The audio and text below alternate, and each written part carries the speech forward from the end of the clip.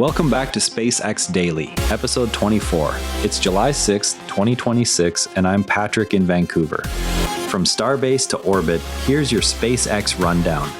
Falcon 9's Starlink flight doubles as a chip test platform, probing semiconductor behavior under launch loads. The mission flew semiconductor test hardware alongside the Starlink satellites to gather data on chip performance during ascent. This approach uses the booster's existing flight profile to expose components to vibration, thermal cycling, and acceleration without dedicated test vehicles. Reports tie the test campaign to preparations for broader index inclusion.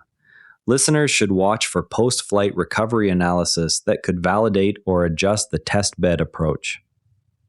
That same booster reuse cycle now feeds directly into future orbital compute qualification work. Nova Space's in-flight connectivity report forecasts sustained growth in the IFC market through 2035. Penetration is projected to climb from the current 48% baseline. The forecast covers both narrow-body and wide-body fleets across commercial aviation. SpaceX's Starlink hardware remains one supplier option within this expanding terminal market. The daily schedule lists upcoming Falcon 9 and other orbital attempts from Florida pads. It provides pad assignments and expected windows for the next several days. Regular cadence tracking helps identify reuse opportunities and turnaround intervals. Observers noted the first public images from China's Tianwen-2 spacecraft at asteroid Kamoa-Lewa, describing the body as elongated and rocky. The first public images from China's Tianwen-2 spacecraft at asteroid Kamoa-Lewa have been noted by observers. The body is described as elongated and rocky in those images. This marks an early milestone for the mission. Further analysis of the asteroid's characteristics is expected. The spacecraft's approach provides new data on near-Earth objects. The images contribute to international understanding of such bodies. Source details appear in community discussions tied to recent orbital imagery releases. Commenters tracked Airbus's selection for the Aeolus 2 wind monitoring satellite and its instrument requirements.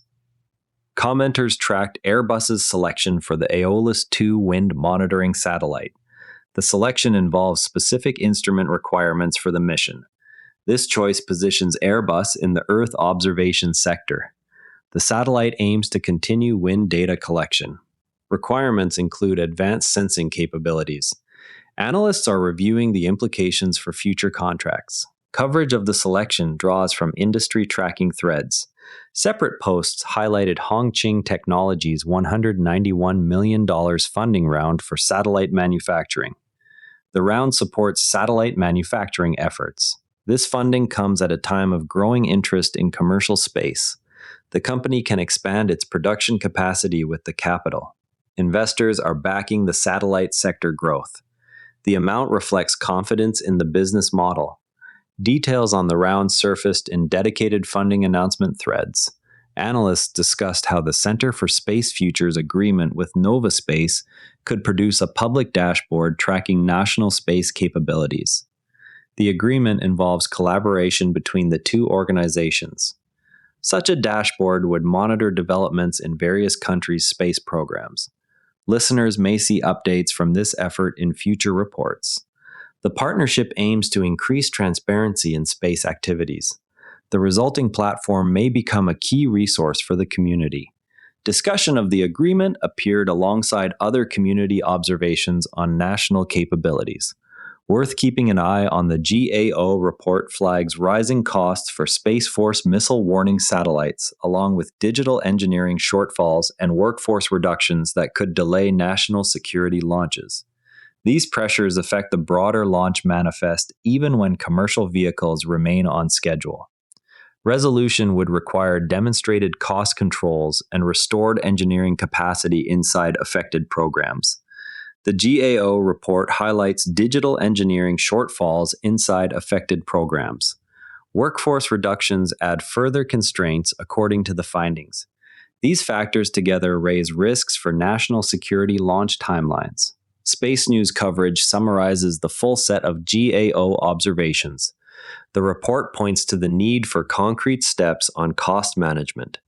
On the AI front, no new source developments on the SpaceX XAI compute integration appeared in today's coverage, though the live threads around orbital test hardware and Starlink terminal scaling remain the ones to track. From an engineering standpoint, placing semiconductor test hardware on an operational Falcon 9 booster subjects the chips to the full stack of launch environments in a single flight. The booster experiences peak dynamic pressure, sustained acceleration, and rapid thermal gradients. Any test article must survive these without dedicated vibration tables or thermal chambers.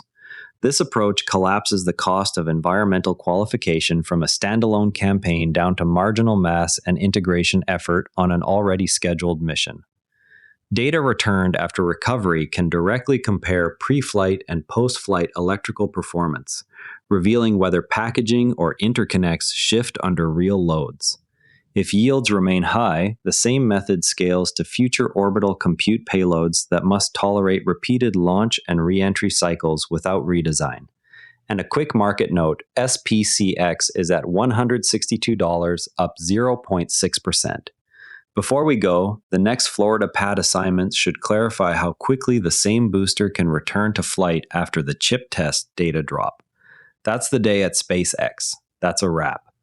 SPCX is trading at $162, up 0.6%. If you're new here, subscribe, and this briefing finds you every day. I'm Patrick in Vancouver. Thanks for being here, and I'll see you tomorrow. And before you go, this show is part of the NARA Network, a family of daily podcasts on tech, science, and markets, each one a short, sharp briefing you can finish on the commute. If today earned its place in your feed, here's your next listen, Planetarian Daily, daily breakthroughs in science, health, and longevity. Find every show free at naranetwork.com. This episode used AI voice synthesis of my voice. Editorial selection and analysis are my own.